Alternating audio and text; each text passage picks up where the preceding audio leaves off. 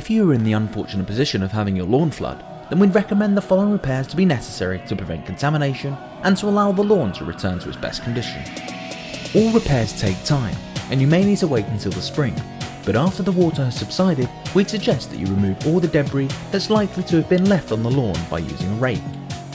Once all unwanted debris has been removed and the lawn surface dries, it will become vital to complete aeration, to open up the surface and allow for the air to reach the grass roots.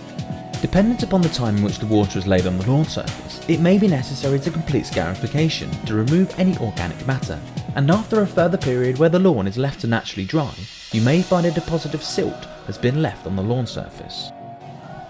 In such instances, it will be beneficial to lightly rake over the layer, and after completing further aeration, the application of a sand-based top dressing will be beneficial, and once raked over the lawn surface, this will further improve drainage and the soil structure by filling the holes created during the aeration.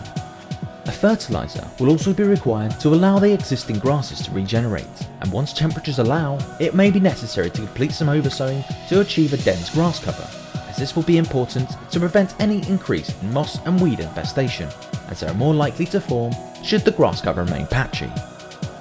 While the full repair may take time, the end result will be a perfectly manicured lawn that is likely to be even better than before.